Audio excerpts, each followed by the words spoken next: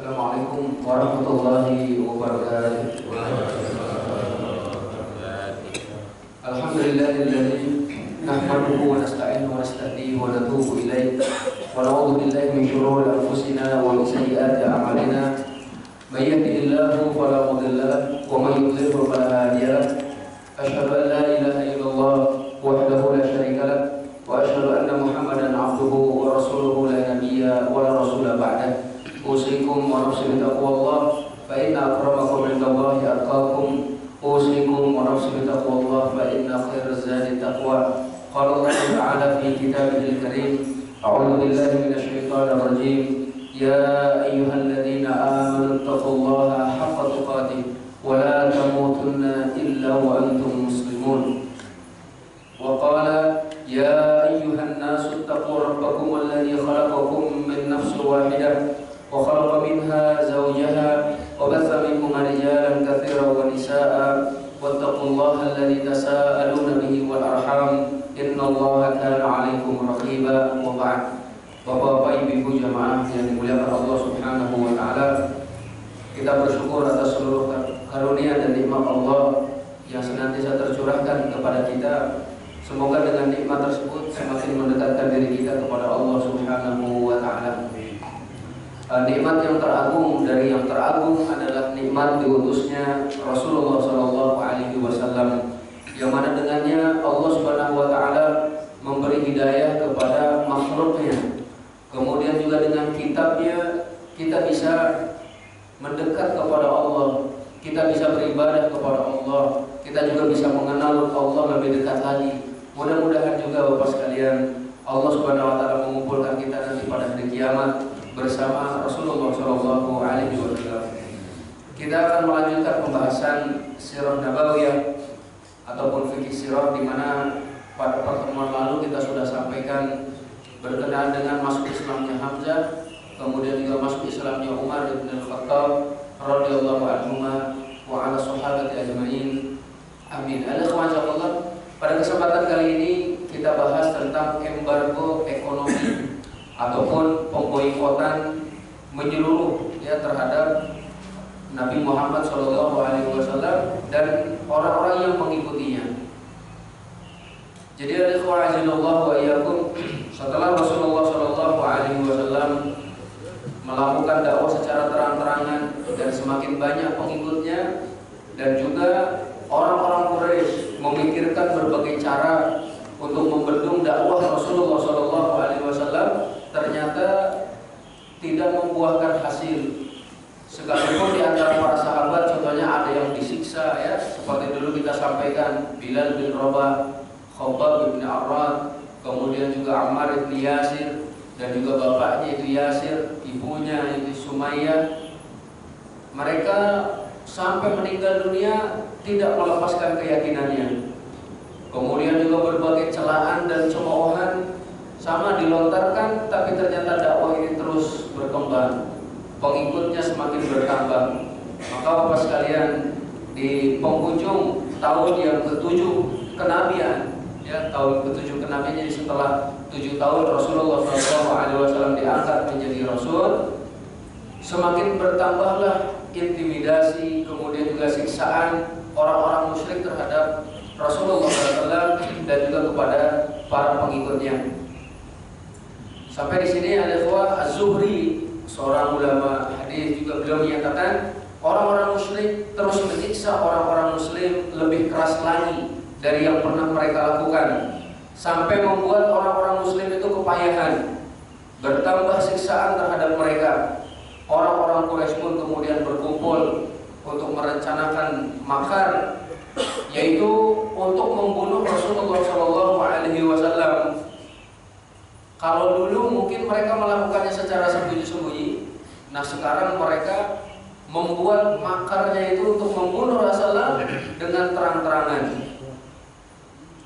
Ketika Abu Thalib melihat apa yang akan diperbuat oleh kaumnya, maka Abu Thalib pun memikirkan cara, yaitu dengan mengumpulkan seluruh keturunan Abdul Muttalib. Jadi yang keturunan Abdul Muttalib dikumpulkan, dan juga beliau menyatakan agar melindungi Rasulullah SAW. Walaupun dari keturunan Abdul Muthalib masih banyak yang kafir sebenarnya, belum masuk Islam, banyak yang musyrik. Akan tetapi sebagaimana kita ketahui, pada waktu itu yang sangat erat adalah kesukuan ataupun fanatisme golongan itu, termasuk kekeluargaannya itu sangat kuat. Walaupun beda agama. Dan ternyata Bapak sekalian, ini pun berhasil dalam artian Abu Thalib bisa meraih hati mereka ya, dan menjadikan mereka mau menjaga Rasulullah SAW dari apa yang diinginkan oleh orang-orang Quraisy tersebut. Nah, ikhwah azanallahu wa iyyakum, pada waktu itu dalam riwayat yang lain disebutkan, ketika orang-orang Quraisy mengetahui bahwa Bani Abdul Muthalib berkumpul untuk menjaga Rasulullah SAW, kemudian juga ada Bani Hashim ya, Bani Hashim dan Bani Abdul Muthalib itu tetap untuk menjaga Rasulullah SAW, maka orang-orang Quraisy sepakat tidak mau menikahkan anak-anak mereka dengan anak-anak dari Bani Hashim dan Bani Abdul Muthalib. Kemudian juga tidak mau menjual dan membeli barang kepada mereka. Kalau punya barang nggak mau dijual pada mereka, dan mereka pun tidak mau membeli dari mereka. Berusaha juga untuk menghadang apapun yang dibutuhkan untuk mereka. Kalau ada kafilah contohnya dari Syam, kafilah dari Yaman hendak menuju Mekah, khususnya adalah menuju bangsa Quraisy itu, diborong semuanya oleh orang-orang Quraisy tadi, sehingga tidak sampai kepada Bani Hashim dan juga Bani Abdul Muthalib. Tidak mau berdamai dan juga tidak mau menaruh belas kasihan kepada mereka, tidak mau berinteraksi dengan mereka, tidak mau duduk bersama mereka, tidak mau berbicara, tidak mau berkunjung, kecuali mereka menyerahkan Nabi Muhammad SAW kepada orang-orang Quraisy untuk dibunuh. Bayangkan ya, Allah, ternyata pemboikotan ekonomi itu sudah terjadi pada masa lalu itu. Dan itu salah satu cara untuk menghancurkan perekonomian gitu ya, Allah. Nanti kita lihat Allah, setelah mereka menyepakati hal ini, maka ditulislah kesepakatan orang-orang Quraisy itu di dalam sebuah kertas ya, ataupun mungkin di semacam di, kalau sekarang kita adalah papan itu, di dalamnya ada tulisan, kemudian digantungkan di Ka'bah. Ini menunjukkan keseriusan orang-orang Quraisy bahwa kita sudah sepakat untuk melakukan hal ini sampai kita gantung di Ka'bah. Dan hal itu Bapak sekalian berlangsung selama 3 tahun. Nggak tanggung-tanggung 3 tahun. Kalau hanya sehari 2 hari belum terasa pemboikotannya. Sampai 3 tahun. Sehingga Rasulullah SAW dan orang-orang yang bersamanya hidup dalam kesusahan, kemiskinan, ketertindasan, akses pasar ditutup, kemudian juga produk makanan yang datang dari Mekah pun ditutup, langsung dibeli oleh orang-orang Quraisy tadi, Bapak sekalian. Sehingga anak-anak kecil, bahkan bayi-bayi yang baru lahir gitu ya, masih menyusu kepada ibunya, setiap malam itu menangis. Tangisan bayi-bayi itu sampai kedengaran ke luar kampung mereka itu, Bapak sekalian. Kita saja mungkin bisa membayangkan ya, seorang bayi yang kehausan ataupun lapar itu, belum makan apa-apa kecuali ASI ibunya itu. Maka ini pun sangat disayangkan jika ternyata kita tidak dalam keadaan di embargo, tapi ternyata ibunya malah mementingkan kerja di luar, meninggalkan anaknya yang masih bayi.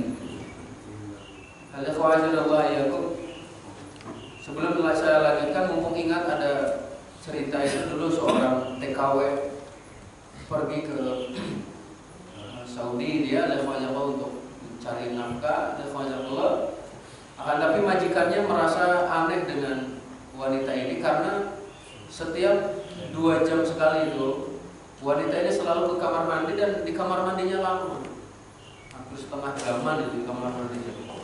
Karena setelah sekian lama berlangsung seperti itu, ditanyalah akhirnya, "Wahai fulana, ada apa dengan dirimu? Saya merasa aneh. setiap kali engkau ke kamar mandi selalu lama, dan setiap 2 jam sekali itu kamar mandi ada apa nih? Ternyata dijelaskan, saya ini sebenarnya baru melahirkan. Saya baru melahirkan dan setiap 2 jam sekali itu sakit kalau tidak dikeluarkan asinya itu. Maka beliau ke kamar mandi dibuang juga oleh ya, nah, si majikannya ini, beliau ini sebenarnya sedang sakit kanker stadium 4 gitu ya, pokoknya sangat parah itu. Kata majikannya, sudahlah gini saja, saya bayar seluruh gajimu setahun ini, ataupun sesuai dengan kontrak kau akan tinggal di sini. Engkau pulang ke rumah, silahkan urus anakmu gitu, nggak usah pulang lagi ke sini. Kalau mau bekerja lagi dengan saya, anakmu sudah besar, mau tetap kerja dengan saya, silahkan hubungi di nomor saya. Seluruhnya dibayarin sama sekalian, dibelikan tiket, dibelikan apapun keperluannya, sampai gaji setahun ke depan udah dibayarin. Padahal beliau baru kerja berapa bulan, nggak lama. Pulanglah wanita ini. Tidak berselang lama si majikannya pergi ke dokter untuk cek karena sudah stadium 4, sembuh. Kata dokter ini, apa yang kau kerjakan? Karena mustahil ataupun ini suatu perkara yang ajaib. Jarang-jarang orang yang seperti ini, kata beliau. Ternyata kata beliau, saya membahagiakan seseorang. Alif wajah, jadi dia infak, dan ternyata dengan infak itu bisa menyembuhkan penyakit. Ya, alif wajah Allah ya itu mungkin karena keterpaksaan wanita tadi ya, sehingga harus ke Saudi. Alangkah baiknya Bapak sekalian kalau istri kita melahirkan anak, coba fokus gitu ya kepada anak itu untuk susu. Ini kembali lagi ke pembicaraan kita, alif wajah Allah.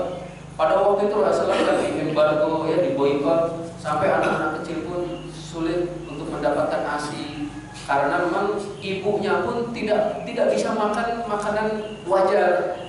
Para sahabat dan Rasulullah SAW pada waktu itu makannya apa coba? Dedaunan Bapak sekalian. Mereka tidak mendapatkan gandum, tidak mendapatkan minyak samin ataupun roti dan sebagainya. Mereka memakan dedaunan. Sampai mohon maaf, dalam beberapa riwayat sejarah itu dinyatakan kalau mereka buang hajat mirip kambing, mirip kotoran kambing, bulat-bulat gitu ya. Alif itu adalah penderitaan Rasulullah SAW dan para sahabatnya yang mengikutinya. Dan ternyata sekali lagi yang merasakan hal itu bukan hanya kaum muslimin, ada masih orang kafir yang ikut Rasul karena kekeluargaan tadi. Nah kemudian ada beberapa orang yang kemudian merasa terdolimi, ya Bapak sekalian, mereka pun masih tetap dalam kekafirannya. Di sini ada contohnya, ada yang bernama Hisham ibni Amr al-Hashimi dari suku Hashim, Bani Hashim. Hisham ini merasa terdolimi, kemudian beliau berangkat menuju Zuhair ibni Umayyah al-Makhzumi. Makhzum itu adalah suku mulia juga. Jadi Bani Hashim, Bani Makhzum, Bani Abdul Muttalib, Bani Abdul Manaf itu suku-suku yang sangat mulia di antara mereka. Zuhair ataupun Hisham berangkat menuju Zuhair, kemudian Hisham ini menyatakan, ya Allah, wahai Zuhair, apakah kamu senang seandainya kamu bisa makan, kamu bisa berpakaian, kamu bisa menikah dengan wanita, padahal kamu tahu bahwa paman-pamanmu tidak bisa mengadakan transaksi jual beli dan tidak pula bisa menikah ataupun dinikahi. Adapun aku, kata Hisham, saya bersumpah seandainya paman-paman dari ayahku yaitu Al-Hakam ibni Hisham membuat fakta perjanjian seperti yang dilakukan oleh mereka, maka aku tidak akan menyetujui fakta perjanjian tersebut selama-lamanya. Nah kemudian Zuhair ini pun menyatakan, celaka kamu wahai Hisham, apa yang bisa saya lakukan sementara saya ini seorang diri? Sungguh seandainya saya menemukan seorang saja yang akan menemani saya, kata beliau ya, dan tentu saya akan merobek perjanjian orang-orang Quraisy itu yang akan memboikot kita semuanya. Maka kata Hisham, engkau sudah menemukan orangnya. Kata Zuhair, siapa itu? Saya, kata beliau. Oh kita udah berdua kalau begitu, kata beliau ya. Kita harus nyari orang yang ketiga. Akhirnya Hisham pergi kepada Mut'im ibni Adi. Pas sekalian disampaikan hal yang seperti itu, sampai kemudian kata Mut'im ibni Adi, celaka kamu, Apa yang bisa saya lakukan kalau saya hanya sendirian? Maka kata Hisham, kamu tidak hanya sendiri, sudah ada temanmu yang lain tuh yang mau melakukan apa yang akan dilakukan seperti yang diinginkanmu itu. Kata beliau, siapa itu? Saya dan juga Zuhair, itu ya disebutkan, kata Hisham. Baru kemudian kata mereka, kita harus mencari orang yang keempat. Jadi biar minimal 4 orang lah gitu. Kemudian dicarilah dukungan yang keempat. Maka Hisham ini menemui Abul Bakhtari, Bapak sekalian, Ibni Hisham. Sama menyampaikan apa yang disampaikan tadi. Dan kemudian juga dia bertanya, siapa yang akan menolong saya ataupun yang akan menemani saya? Maka beliau menyatakan Zuhair ibn Umayyah, Mut'im ibn Adi, dan Hisham itu sendiri. Jadi sudah berempat Allah. Sehingga Al-Bakhtari menyatakan, kalau begitu kita harus mendapatkan orang yang kelima. Sudah 4 orang, sekarang kita cari lagi. Mereka pun pergi ya untuk menjumpai Jam'ah ibn Al-Aswad, Al-Muttalib ibn Asad. Dan ternyata beliau pun Allah menyanggupinya. Sampai kemudian Allah Zuhair berkata, aku adalah orang pertama yang akan berbicara dengan mereka. Waktu pagi pun tiba, Zuhair pergi ke tempat berkerumunnya massa. Kemudian beliau tawaf di Ka'bah itu sebanyak 7 kali. Selain itu dengan menghadap ke arah massa dia berkata, adakah kita semua makan dan berpakaian? Sementara Bani Hashim sedang dirundung kesengsaraan. Mereka tidak diperkenankan mengadakan transaksi jual beli. Karena itu sungguh di sini aku tidak duduk sebelum lembaran fakta kesepakatan itu, fakta yang dolim tadi ya, perjanjian yang dolim tadi disobek. Nah, Abu Jahal pada waktu itu sedang berada di pojokan masjid. Pas kali Abu Jahal itu kan Fir'aunnya umat ini. Kata Rasulullah ya, hada Fir'aun hadhil ummah. Jadi ketika Abu Jahal terbunuh pada perang Uhud, maka dikatakan inilah Fir'aunnya umat ini. Abu Jahal menyatakan, engkau berdusta, jangan sampai engkau merobek perjanjian kita itu. Maka Zam'ah di temannya tadi berkomentar, wahai Abu Jahal, sungguh engkau telah berdusta, engkau lebih berdusta. Kalau engkau menyatakan kami berdusta, engkau yang lebih berdusta. Karena kami tidak setuju, kata beliau ya, pada saat perjanjian itu ataupun butir-butir perjanjian itu ditulis. Abul Bakhtari, nah yang tadi yang berlima itu saling mengomentari perkataan Abu Jahal. Abul Bakhtari menyatakan, benar apa yang dikatakan oleh Zam'ah, kami tidak menyetujui apa yang ada dalam butir-butir perjanjian tadi. Kemudian Al-Mut'im, beliau juga menyatakan, kalian berdua benar, dan orang yang tidak sepakat dengan apa yang dikatakan oleh mereka, oleh apa yang dikatakan mereka berdua adalah pembohong, gitu ya. Allah. Kemudian kami tidak bertanggung jawab atas apa yang ada dalam tulisan tersebut. Hisham, nah yang pertama kali memberikan ide itu juga mengatakan hal yang sama dengan perkataan Mut'im ini. Lalu Abu Jahal menyatakan, butir kesepakatan itu telah ditetapkan pada malam hari dan setelah sebelumnya dimusyawarahkan di suatu tempat, bukan di sini. Jadi mungkin ditetapkannya malam-malam lagi pada tidur, oleh sebagiannya. Kemudian hanya beberapa orang saja hadir, kemudian juga bukan di sini, gitu. Belum ada CCTV juga pada waktu itu. Nah, sedangkan Abu Thalib yang dari sejak tadi duduk di sudut masjid tidak berbicara apapun. Mut'im ibn Adi pun kemudian beranjak untuk merobek butir-butir kesepakatannya itu ya, yang tergantung di Ka'bah. Baru saja Mut'im mau merobek, tiba-tiba beliau melihat puluhan rayap, Bapak sekalian, telah melumat habis kertas tersebut. Jadi dimakan oleh rayap, hancur dengan sendirinya, Bapak sekalian. Jadi dalam buku-buku sejarah pun disebutkan Allah mengutus rayap untuk memakan butir-butir perjanjian itu. Ini coba kita baca perkataan Ibnu Ishaq ya, seorang sejarawan ulung itu, beliau ahli sejarah dan buku sejarahnya juga lengkap itu. Sejarah Nabi Muhammad SAW meriwayatkan bahwasanya Allah telah mengirim hewan-hewan rayap yang memakan seluruh kertas, tak terkecuali yang berisikan tulisan Allah. Semuanya karena digunakan untuk kezaliman. Yang tersisa hanyalah kezaliman, keterceraiberaian, dan kebohongan di antara mereka. Rasulullah SAW mengabarkan hal ini kepada orang-orang Quraisy bahwa butir-butir perjanjian mereka sudah dimakan rayap, kata Rasulullah. Mereka melihat dengan matanya, ternyata benar. Sebagian di antara orang kafir semakin kafir melihat kejadian ini, tapi juga tidak sedikit dari mereka yang kemudian ingin mengikuti Rasulullah SAW. Nah, Bapak sekalian, ya Allah Subhanahu Wa Taala, kita anggap selesai pemboikotan yang dilakukan oleh orang-orang musyrik kepada Rasulullah SAW. Nah, sekarang kita ambil pelajaran dari kisah tadi. Yang pertama adalah orang-orang musyrik dari Bani Hashim, kemudian juga dari Bani Abdul Muttalib bersatu untuk melindungi Rasulullah SAW walaupun mereka masih kafir. Mungkin di sini kita jadi teringat dengan hadis Rasulullah SAW, Innallaha la yu'ayyidu hadzal din birrajulil fajir. Sesungguhnya Allah akan menolong, akan menguatkan agama ini dengan orang yang durhaka. Bisa jadi Islam mendapat dukungan dari luar. Agamanya masih Katolik contohnya, agamanya masih Nasrani, masih Yahudi, masih apapun itu, tapi mendukung kaum muslimin, menguatkan Islam. Ada Allah. Itu ya, bisa jadi Allah menolongnya seperti itu. Selanjutnya juga Bapak sekalian, sesungguhnya hak asasi manusia bagi muslim pada masa modern ini merupakan jaminan.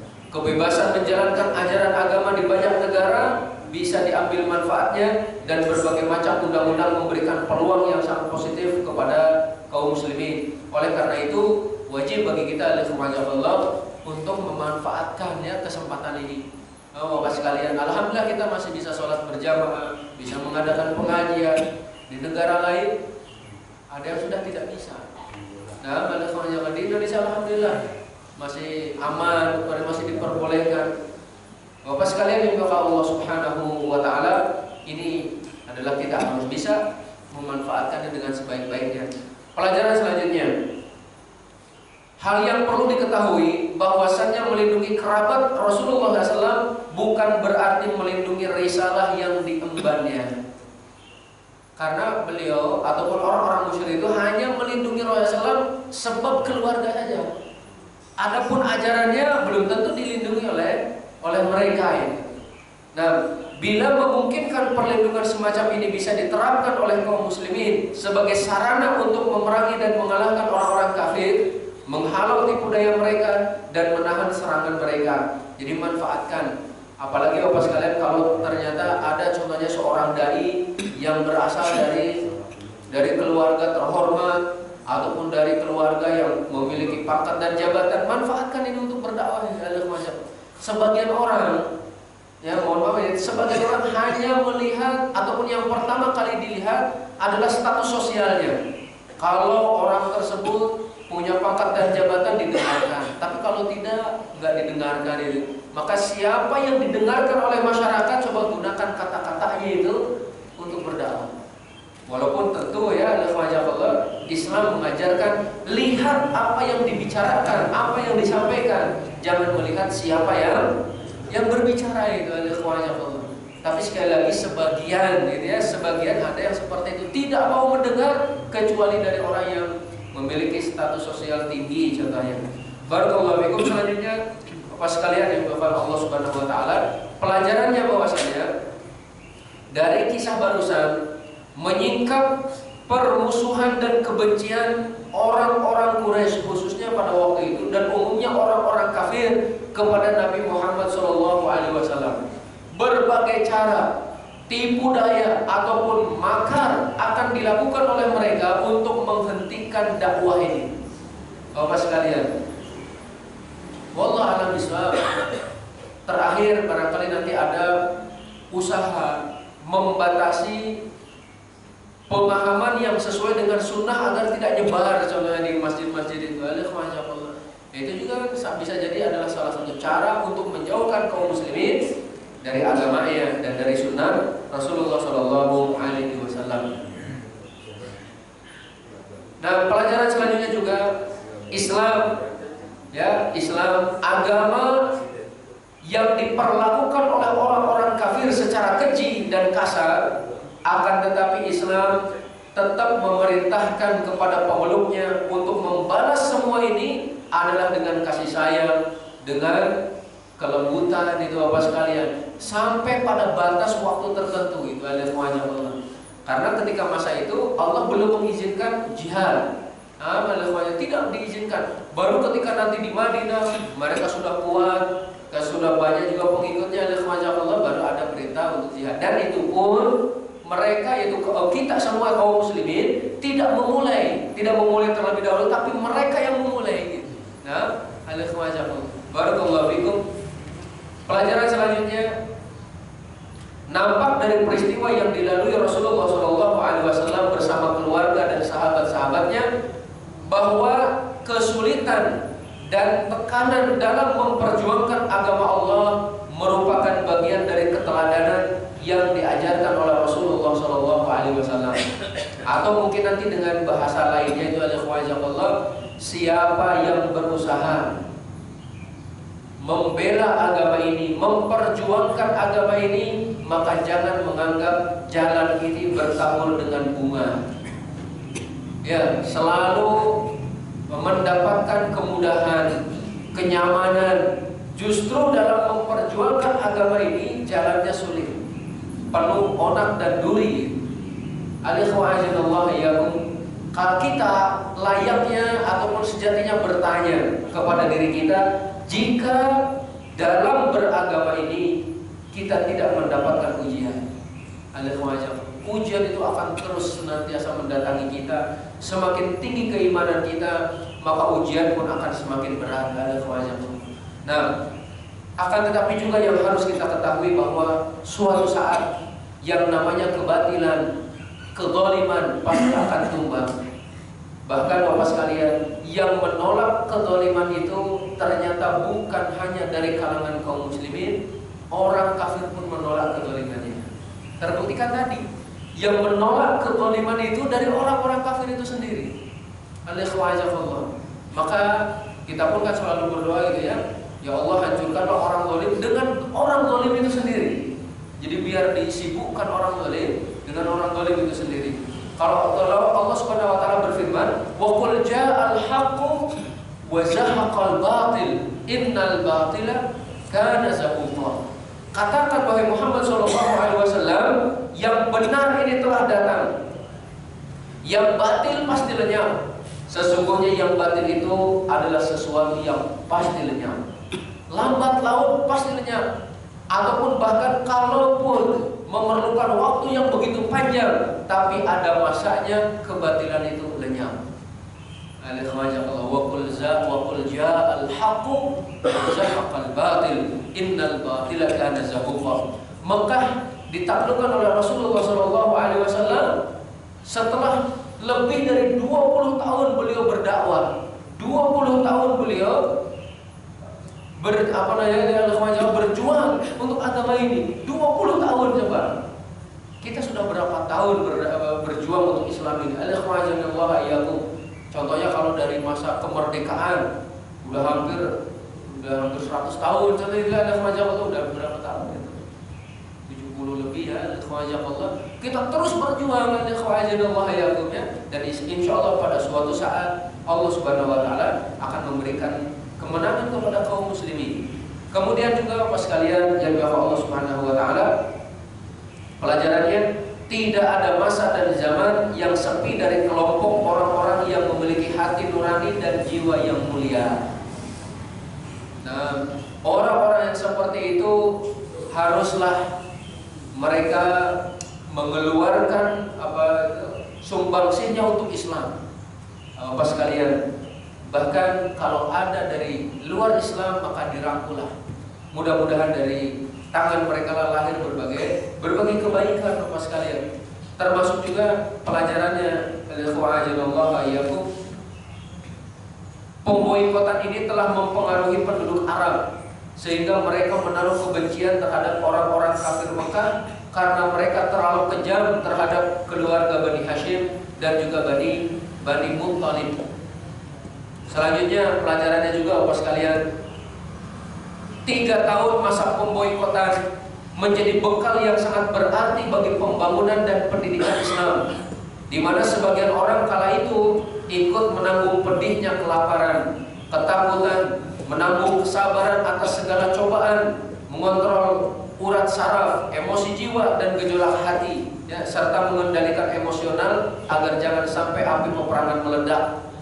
Bapak sekalian yang dimuliakan Allah Subhanahu wa taala, pelajaran yang selanjutnya juga, jika sesama manusia menolak kezaliman, maka ketahuilah bahwa Allah pun menolak kezaliman.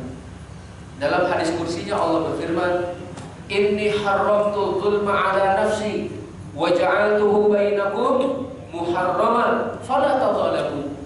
Aku telah mengharamkan kezaliman atas diriku, kata Allah, maka aku pun menjadikan kezaliman itu haram di antara kalian. Berbuat zalim kepada Allah adalah dengan menyekutukannya. Berbuat zalim kepada sesama adalah dengan tidak memberikan haknya. Bapak sekalian ya. Dan Islam justru memerintahkan kita untuk berbuat adil. Dan nanti insya Allah saya sampaikan sedikit berkenaan adil. Berkenaan zalim ini Bapak sekalian yang dimuliakan Allah Subhanahu wa taala, sampai ketika terjadi gerhana moon, beberapa hari kebelakang kita gerhana, Allah, Rasulullah SAW mengingatkan agar jangan sampai di antara manusia ada yang melakukan kezaliman. Di antara bentuk kezaliman yang di dalam khutbah Rasulullah saat sholat gerhana itu, setelah sholat gerhana beliau berkhutbah, isinya ya beliau menceritakan tadi ketika sholat gerhana diperlihatkan kepada aku Rasulullah surga dan neraka. Ketika diperlihatkan surga, beliau maju ke depan karena ingin memetik setandan buah itu yang ada di dalam surga, tapi ternyata tidak diizinkan karena belum waktunya. Kemudian ketika diperlihatkan neraka, beliau mundur. Dari imam itu beliau mundur, para sahabat beliau ikut mundur karena beliau takut terkena gejolaknya itu, gejolak neraka itu. Yang kemudian juga pas kalian kata Rasulullah SAW, saya diperlihatkan pula yang pertama adalah sahibul mihjan. Sahibul mihjan itu laki-laki yang punya tongkat, ujungnya itu ada untuk mengaitnya itu. Jadi belok bengkok itu ujungnya. Kita pun kan kadang punya ya tongkat yang ujungnya bengkok ya. Gimana? Yang punya. Ya bisa jadi seperti itu. Bengkok itu. Nah, yang bengkoknya itu digunakan untuk mengambil barang milik jamaah haji. Jadi sahibul mihjan itu pencuri jamaah haji. Jangan dikira di sana aman saja. Ternyata ada pencurinya. Mungkin ada yang pernah kehilangan di sana ya, ada khawatir bawa uang terlalu banyak, itu ada khawatir hilang.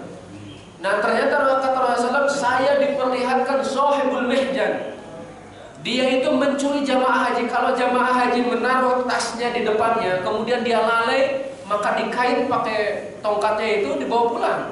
Tapi kalau ketahuan, dia akan menyatakan mohon maaf terkait, ya, ataupun kesangkut ini, kesangkut sama tongkat saya, katanya nggak sengaja.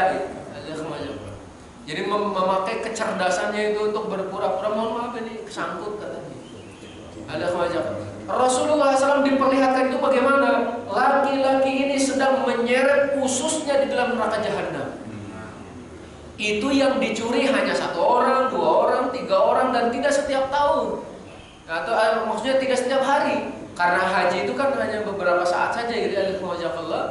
Lalu bagaimana kalau yang dicurinya adalah uang rakyat, gitu ya, ataupun uang umat, gitu ya, jutaan manusia yang nyimpan uang, ternyata dia habiskan. Ya Allah, Allah. Itu kan lebih ngeri lagi ya. Kemudian yang diperlihatkan juga ketika sholat gerhananya, kata Rasulullah, saya pun diperlihatkan sahibatul hirrah, wanita yang membunuh seekor kucing. Kucingnya dikurung, tidak dikasih makan, tidak dikasih minum, sampai kelaparan, sampai kehausan, mati di dalamnya. Kata Rasulullah, tidak dibiarkan nyari makan sendiri, ya, tidak dilepaskan. Maka wanita ini pun disiksa di dalam neraka jahanam.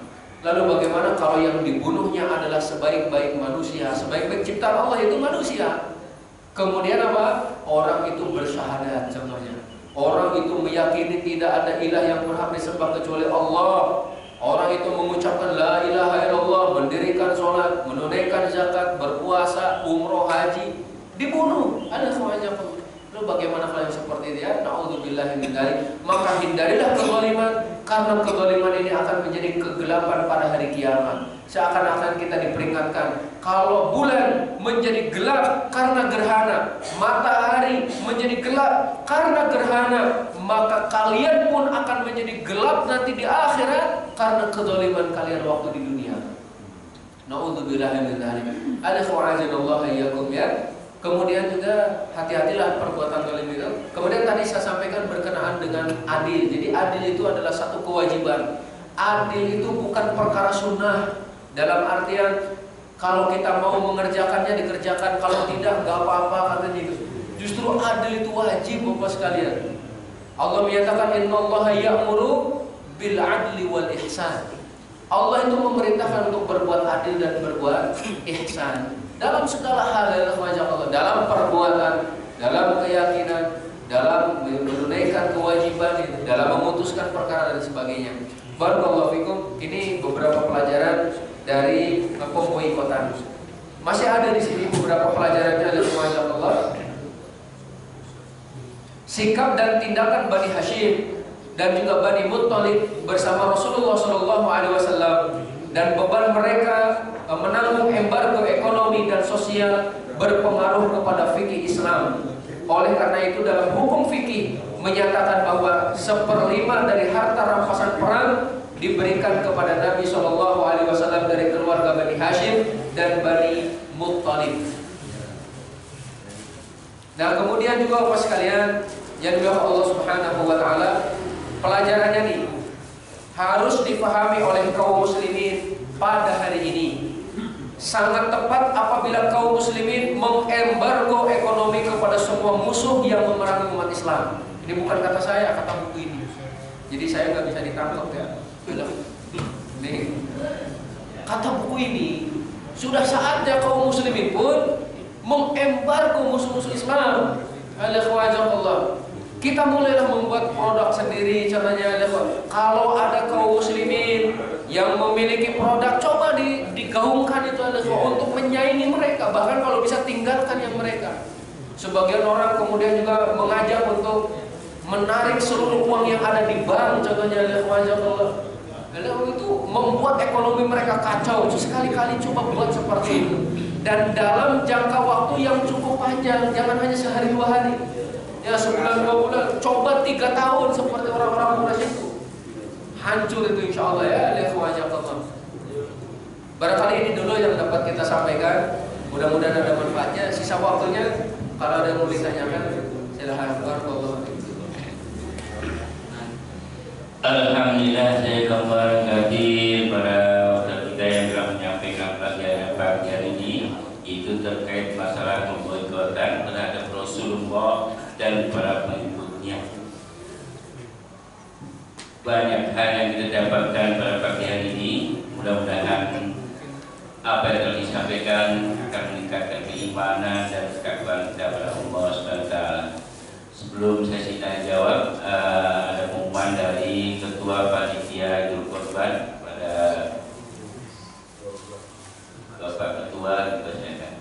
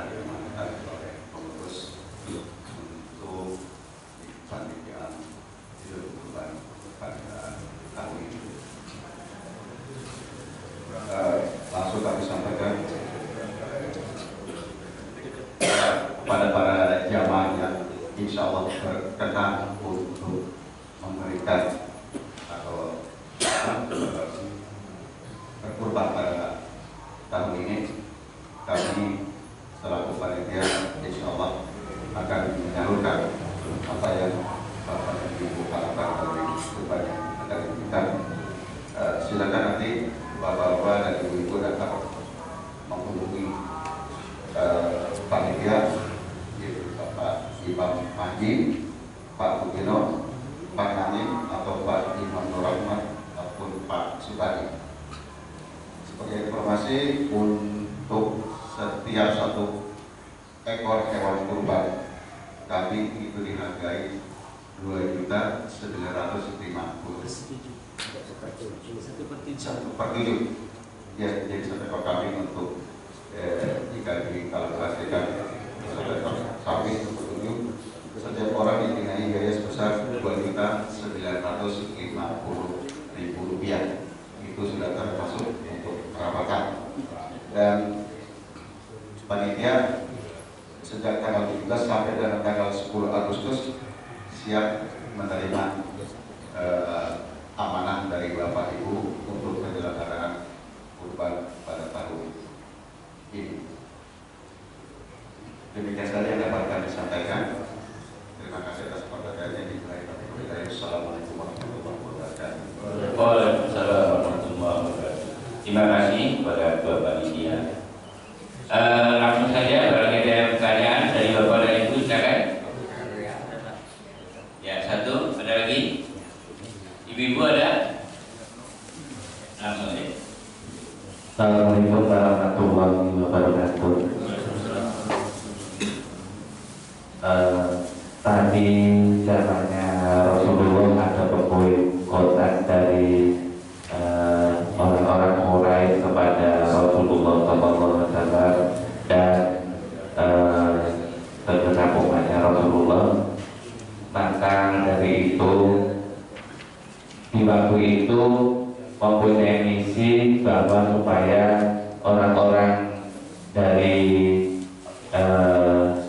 pengikutnya Nabi Muhammad yang setara gitu ya Ustaz ya, dan menimbulkan kesetaraan. Tapi yang terakhir tadi Pak Ustaz mengatakan istilahnya